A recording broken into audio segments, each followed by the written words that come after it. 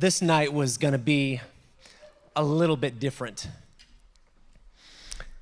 See, every other night for the past 3 months or so, it was exactly the same thing. Josephus would get up from his camp and he would approach the gates of Jerusalem, and he'd pound on the gates, and the guards would come, and passerbyers would peer in to see what he had to say. His message, it was always exactly the same. He would beg and plead with his fellow Jewish brothers behind those walls. Open your gates so that you can avoid a battle you have no chance of winning. It all started a few years earlier, around 66 AD. A handful of peasant Jews broke out in revolt against the rule of Rome. And over time, this escalated into a full-on war.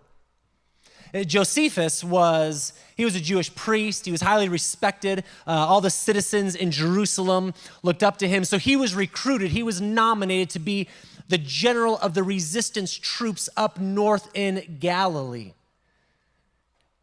And that was fine for a while, until the legions of Roman soldiers, one legion is about 6,000 men, started making their way down from the north, destroying village after village after village.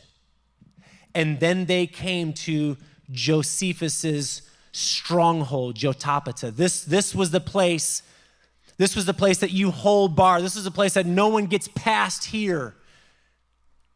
And Rome mowed it over. Josephus watched as most of his soldiers and friends were brutally massacred. He was taken prisoner and put into chains along with a few others, and then the whole entourage started making their way south to Jerusalem. And when they arrived, this Roman military machine set up camp all around the city. Now it was 70 AD, and this night would be a little bit different because Josephus knew time is running out. And I know exactly what fate will fall on every person inside those walls. Rome never failed in taking a city. So he would get up from his camp, he'd wrap his tunic around him a little bit tighter. Even in July, nights could get chilly, and he would approach the gates of the holy city once again. And as he banged on the gates and people came, this time he said, I know that I have a mother and a wife, brothers and sisters inside those walls. I know that I have a nice, beautiful home. And maybe you think it's on account of them that I beg you and plead you to surrender. Slay them. Take my blood as the price of your salvation. I am prepared to die if my death means that you would come to your senses. Unfortunately, they did not listen to Josephus, and Jerusalem was destroyed. But Josephus himself was willing to give his life on account of everyone else. He was willing to sacrifice himself for the good of the group, for the good of everyone else. See, this is called a group first mentality. This was very, very normative in first century Jewish Palestine. It was called a strong group society, or a group first society. In the way that basically worked, what that meant is that you as an individual, you would make decisions based on what's best for the group. What's going to make the group the strongest, strong group society. So things like, what's my job going to be, my career, what path am I going to take, who am I going to marry, where am I going to live, how am I going to use my resources, am I going to die tonight? Decisions that were made based on the good of the group. This, by the way, is not how we think. We live in an individualistic society as American Westerners. We make those decisions primarily, okay? I'm not throwing a wet blanket over all of you. Just we make those decisions that I rattled off a minute ago primarily on, hey, is this good for me? Is this something that I'm going to like? Is it going to make me happy? Right? Strong group society lives for the group. But there was one group at this time that was the strongest of the strong groups. So of all the groups, there was one group that stood out. It had the strongest ties, the strongest bond, and that was family. In Bible times, in first century Jewish Palestine, there was no group stronger than family. That was over any other type of people that we could think of. People were extremely loyal to their kin. It was your family and your extended family that determined your status in the community. It was based on your family, your education, your economics, your religion, your social interactions with other people. It was all determined based on your family and extended family. Nothing was greater than that. Family was stronger than marriage. The bond between a brother and a sister, stronger than a bond between a husband and a wife.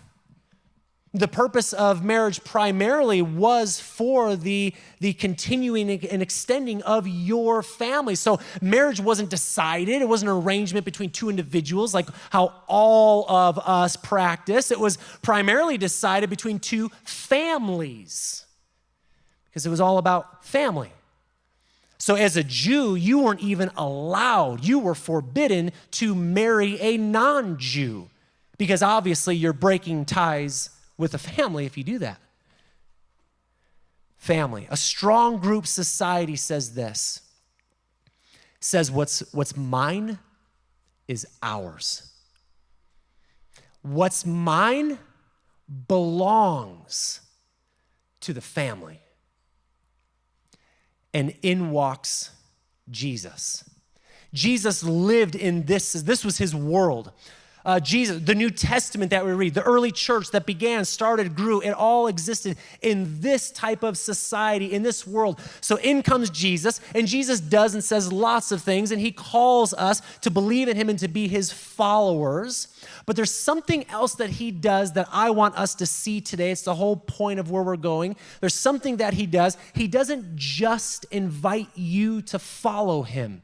He doesn't just invite you or call you to believe in him and to trust him with your life. He does that. But right along with that, with just as much equal weight, he says to you, join my group. Join my group. And what metaphor do you think Jesus is going to use to describe the group that he's forming of his followers? What word is he going to pick to identify who these people are, how they're supposed to live, how they're supposed to treat each other, what that's supposed to be like? Take a while, you already know it's family. Family is what he pulls from to say this is what this group is all about. Why? Because I know there's no stronger bond than family.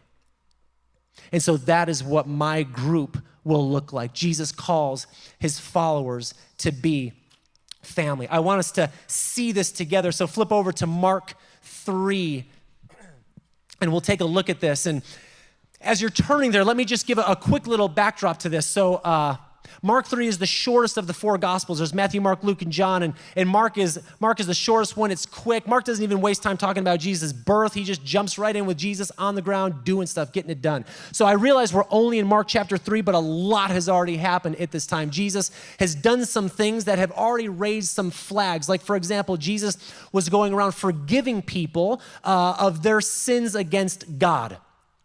Not their sins against himself, okay? I mean, we all can do that. If I sin against you, you can forgive me. He was forgiving people of their sins and offenses against God. And Jesus would say, oh, you've offended God? Okay, you are forgiven of that. And the person would say, well, if I offended God, wouldn't he need to be the one that forgives me? And Jesus would say, correct. Bingo. You're starting to get it, buddy. It's one of the ways. There's many others. One of the ways that we see that Jesus is divine deity, God in the flesh. But this is raising flags as he's doing this. Jesus was spending time hanging out with tax collectors and sinners. As most of you already know, these were not good people. You don't want your kids hanging out with anybody half as bad as the tax collectors and sinners, okay? I mean, this is not good news. And this is who Jesus is spending time with. People are concerned. People are not sure what's going on with him. And then, of course, there was a time when Jesus is both doing some work and healing on the Sabbath. And the Pharisees, the religious leaders, they're like, Jesus, what are you doing? You're a Jewish rabbi. Don't you know the law? You can't do this on the Sabbath. It's the Sabbath. How is it possible that you're doing this? And Jesus responded by saying, well, I am also the Lord of the Sabbath, so I can do whatever I want. I mean, and they're out of their mind. They can't handle it. And literally, by Mark chapter 3, in the beginning of it, not even at the end, in the beginning of the chapter, the Pharisees say, he's got to die. That's it. We can't take any more of this guy. He's got to go. We got to kill him. How's he going to die? And they start plotting that against him. But this is the backdrop that's going on, which is going to make sense of why we're about to read this. Mark 3. Verse 20, then Jesus entered a house, and again a crowd gathered, so that he and his disciples were not even able to eat. So this is a lot of people. This is a packed house. This is door to door. It's wall to wall. When his family heard about this, they went to take charge of him, for they said, look at this. This is his parents saying this, or his mom and brothers, his family. He is out of his mind. He's out of his mind. He's doing all kinds of crazy things. People already want him dead. We're 3 pages into the story. People already want him dead. This guy's lost it. And so they do what you do with family. You're like, I got to go rescue him. This is my job. I got to go get him. I got to go say, we got to go find him. So they go to the house, jump down to verse 31. Then Jesus' mother and brothers arrived. Standing outside, they sent someone in to call him. So remember, it's this packed wall to wall. They can't even get in. A crowd was sitting around him, and they told him, your mother and brothers are outside looking for you. This is so good. Who are my mother and my brothers? He asked. Then he looked at those seated in a circle around him and said, here are my mother and my brothers. Whoever does God's will is my mother, brother, and sister. Oh, I would have loved to be there when the guy goes back to the door. Can you imagine him walking back to the door? Mary's like, did you tell him? Is he coming? I don't see him. Is he coming? I don't think he's coming. Well, did you tell him what I said? Did you tell him that I was here? What did he say? He asked me who his mother was.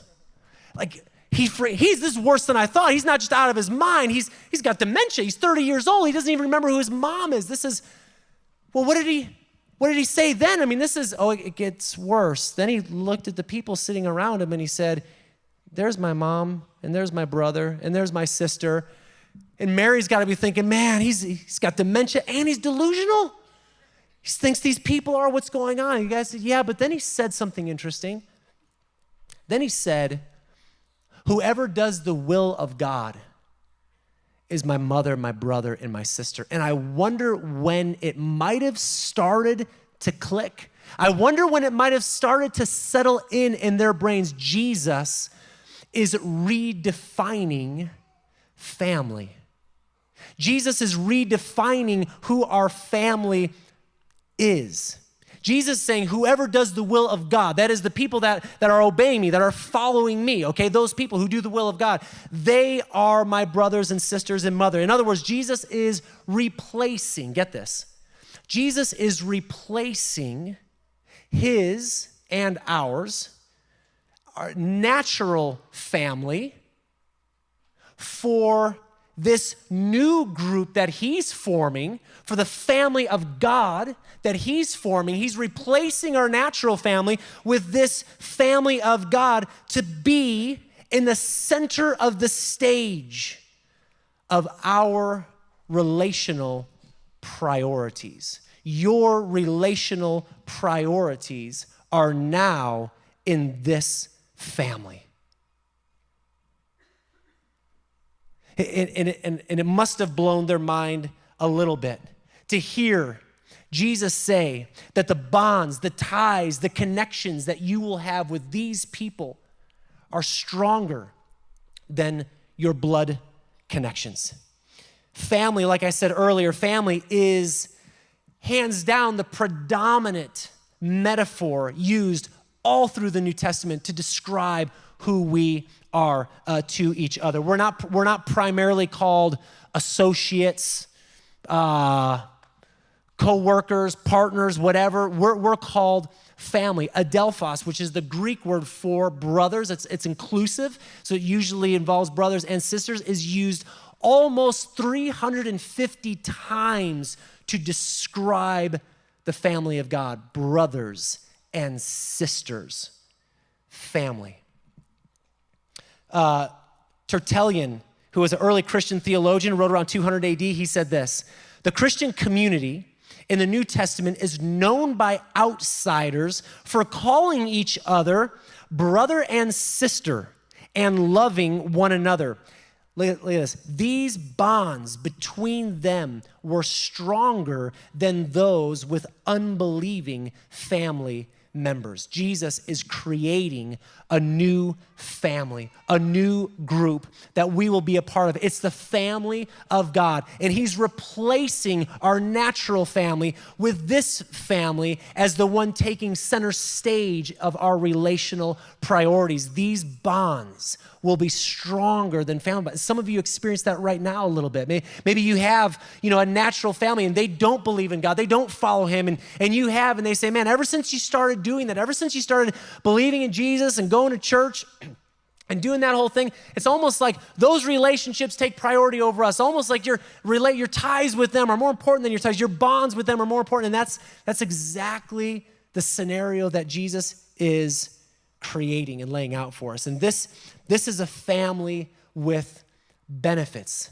This is a family that when we replace our natural family with the family of God, when we join Jesus's group, it comes with incredible benefits to it. So turn the page, just a couple pages, to Mark 10. I want us to read what Jesus says about what this family begins to look like.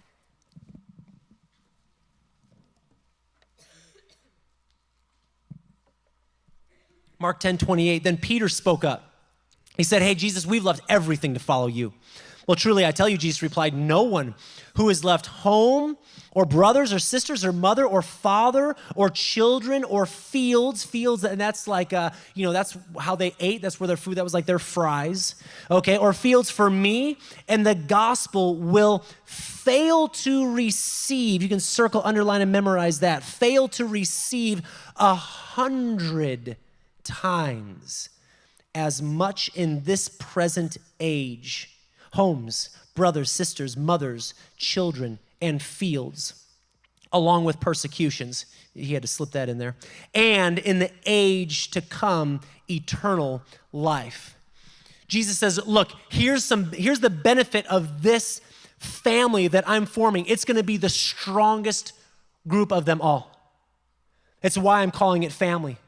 These bonds will be stronger than any other bonds. This is a group that's going to act like family. They're not even going to act like it. It's probably better if I just said this is a group that is going to be family. So they will open their homes to each other. There's no one that's left home and left field and left mother, brother, sister, and that's going to receive more, that's going to receive homes, because this family invites people into their homes and they share what they have with them, right? You're going to receive fields that they share their stuff, everything they have, right? What belongs to me, what's mine, it belongs to the family. And it's going to be 100 times over. I wonder if Jesus was standing here right now on the stage saying this verse, he'd probably say, hey, there's no one that's going to leave your natural family, replace it with the family of God, that's going to receive, oh my goodness, hundreds of times more. As he looks out in the room and sees hundreds of people sitting here, you're going to receive hundreds of times more as you come together as a family, as you care for each other, as you open your homes and share with one another. Now, this was really good for some people and really hard for other people, right? If you were someone that your parents were deceased, or you were a widow, or you had some physical ailment and you were pushed aside, marginalized, whatever. If that was you and you hear Jesus say, hey, come follow me and join my family, be family, you're thinking, hey, this is awesome. This is great. This is going to be better. Or if you're someone that your entire natural family, okay, your spouse or your kids or your mom, your dad, if your whole natural family hears about Jesus and says, you know what, we're all in, all of us, the whole natural family, we're all on board with following Jesus and joining his family. Again, not as hard because your whole natural family has joined, which we actually do see in Acts at times that happens. A household would believe. And hopefully now, talking about what we've been talking about, you understand how that could happen or even why that would happen. If your household does, that's not as difficult. But if you decide, Jesus, I'm going to follow you, and I get it, you're calling me to join your group, to be in your family. You're asking me to make these relationships my priority. You're asking me to be loyal to these people over my natural family. That's tough. That's hard. Maybe it's where some of you are right now. That's a hard thing because to some degree you have to choose, don't you? Because you can't be totally loyal to two different families in the exact same way. So you have to choose. And that can be a hard thing to do at times. But Jesus says, let me tell you, let me show you, let me share with you what the benefits are, what it looks like for you to be in this family, in my family. And I just want to share three things with you, three benefits and ways of what this family looks like. The first one is sharing. Sharing. We share our stuff with those in need. Just look up at the screen as we look at a few verses here. Acts 4:32. All the believers, all of them were one in heart and mind. No one, underline, claimed that any of their possessions was their own, but they shared everything they had. It sounds radical, too good to be true, extreme. It's not any of those things. This is partly why the church grew in the first, second, third century. The church didn't take off and grow when it was a little baby, when it was just starting out and just still had training wheels on it. It didn't take off and spread around the world and just because it taught something different, okay? That was a part of it. That was a piece of it. But it grew and it spread because of that. Because people saw that stuff happen and they were like, this is for real. There's a bond that they have there that's stronger than anything else. This is incredible. Look over at 1 John 3:17. If anyone has material possessions and sees a brother or sister in need, but has no pity on them, how can the love of God be in that person? There's some ways that we share our stuff with people in need. I mean, sometimes as a church, the size of our church, people do come to us and they say, hey, I have a big need. And it's a big thing. Maybe it's a financial thing, and they come and we have a little process that we take them through to make sure that they're held accountable, that we're accountable, that we're being good stewards of resources that we have, just like we say to you, be good stewards of what God's given you. And we take them through that process, and then we can help them in in that way. But more than that, this often happens just naturally, informally, when you are connected to those like 8 people, 10 people, 15 people, whatever the number is. And you say, these are the people that I'm living out family with. Because obviously you don't live it out with every single person in the room. I mean, it can be true to say that you're family with anyone who's a follower of Jesus. They're your brothers and sisters. That is true. But you're not living out family with all of them, obviously. But that smaller group of people, the ones that you say, these are the people I live out family with. These are the ones that when they are in need, you know about it. You don't need to be told. Nothing needs to be put on Facebook. You just know because you're living with them. And vice versa, when you have a need, they know about it. And they come to meet your need, and you come to meet their need. And we can share story after story of people that get meals, of people that have houses renovated, of people that have been given money because of things just like that.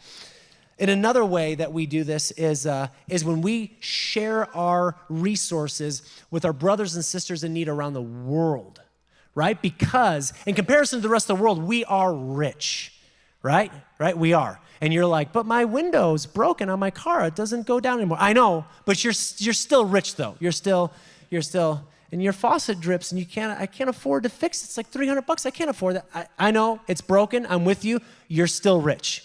Okay? Can't even afford Sprouts. Me neither. You're still rich. You're still rich. Okay? And we share our stuff with our brothers and sisters around the world that are in desperate need. When we were here, the Afters concert was here some months back, and I was sitting up there with Sam and Colton. Came to the part where they talked about World Vision to support a kid, and as a family we do that, and Sam, we do that already, but Sam said, hey, I want to support a kid. I want to share my stuff with those in need. I want to support a kid. And I was like, okay, Sam, maybe you could go in on that with someone together, because he was in 8th grade time, didn't have a lot of money. Maybe you could go in with someone and split that and share that. So his brother Colton was there with him, and Colton is a very sweet, tender-hearted, kind of nurture, caring type kid, and Sam leaned over and said, hey, Colton, you want to go in with me on supporting a kid like 50-50? And Colton just goes, nope. And then, boom, that was the end of that. Not interested. So then Sam looks back at me. I'm like, all right, Sam, let's do it. Okay, I'll go in on it. I guess I'm the only other person here sitting in our little circle right now. Okay, I'll do it with you. But man, how awesome that, in 8th grade, or he's sharing his stuff with those in need. He's understanding that this is part of the benefit of what family looks like, what it looks like. Here's the second one, affection. Affection, we care for each other in tangible ways. So I'm not just talking about when you smile really big when you see someone on Sunday. That's awesome. Keep doing that. I'm not talking about when you just go give a big hug to people in the courtyard. That's great. Keep that. But I'm talking about affection that becomes tangible, that becomes earthy, that becomes hands-on and involved. Look at 1 Corinthians 12:26 up at the screen. If one part suffers. If one person in the family suffers, then every part suffers with it. If one part is honored, every part rejoices with it. Philippians 4:1, therefore, my brothers and sisters, for whom I love and I long for, my joy and my crown. He's oozing with affection. Stand firm in the Lord in this way, dear friends. You see his desire for their well-being. And 1 Thessalonians 2:8, so we cared for you because we loved you so much. We were delighted to share with you not only the gospel of God, but our, underline, lives as well. This is affection that leads to action. Do you have those people in your life? Do you have family within the family? The 8 people, the 15 people, the whatever the number is, the 3 people. Do you have the family, the people that you're connected with, that when you suffer, they suffer with you? That when you rejoice, they rejoice with you. That when you say, man, I need prayer for hope and healing, they pray with you for hope and healing. When you say, man, I need prayer to celebrate, they rejoice and give thanks and praise God with you. The people that when you're needing someone to walk with you and alongside you, they walk with you and alongside you.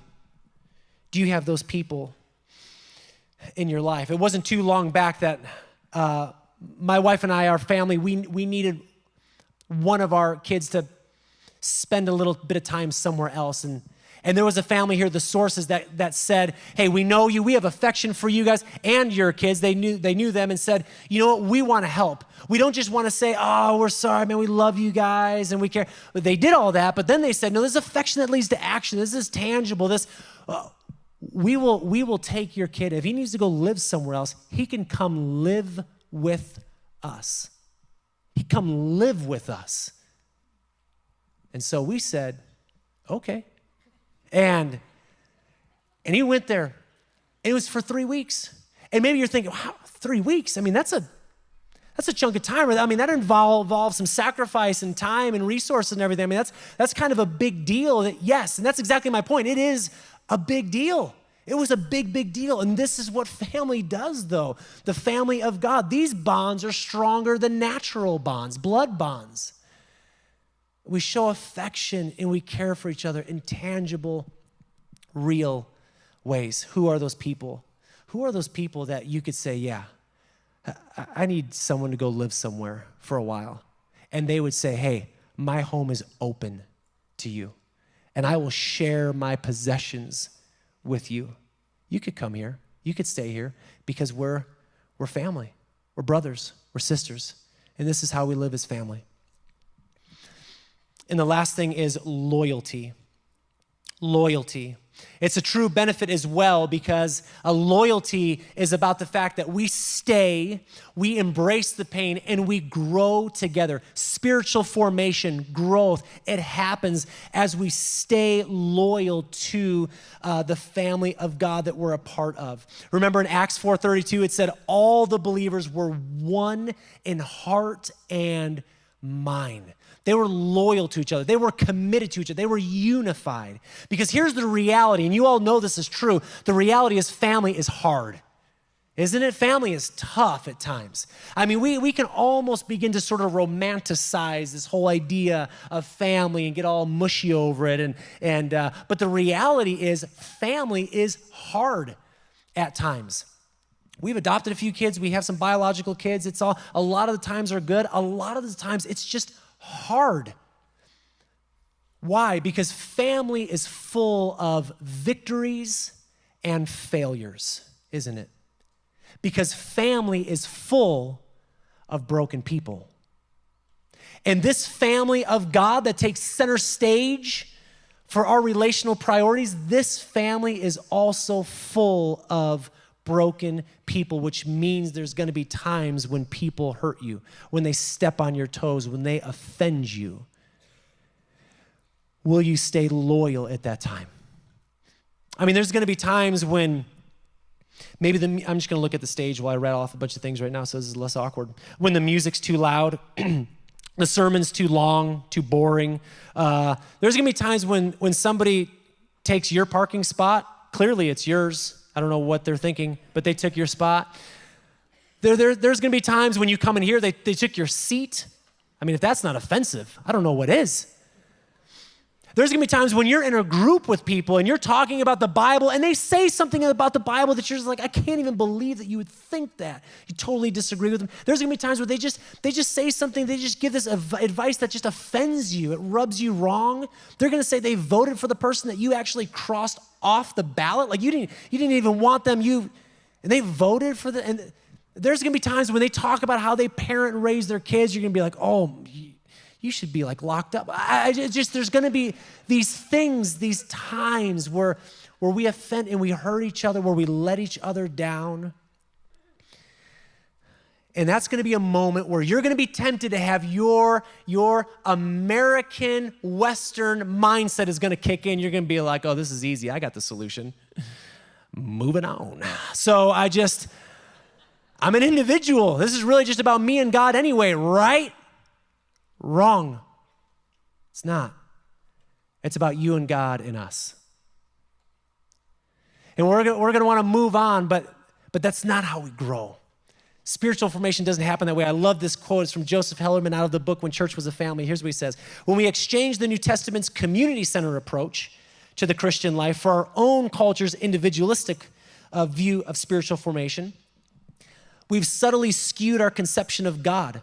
And such a truncated image of God does little to encourage us to stay, to embrace the pain, to grow together. A person, here's the kicker. A person does not grow. Spiritual formation in your life does not happen by running from family to family to family. Loyalty says, yeah, that hurt. And yeah, I'm offended. And yeah, I don't like that. But I'm not going to grow. I'm not going to have the benefit of growth and maturity and spiritual formation if I just run from family to family. I'm going to choose loyalty. Have you found this group? Are you a part of this type of group? Are there people that you're living out family with? And my challenge to you today, my encouragement, the point of the whole talk is, man, if you don't have that, get it. Find it. Come to the life group launch today, go to some other Bible study, whatever. But find and be a part of a family of God where you're experiencing and living out these things.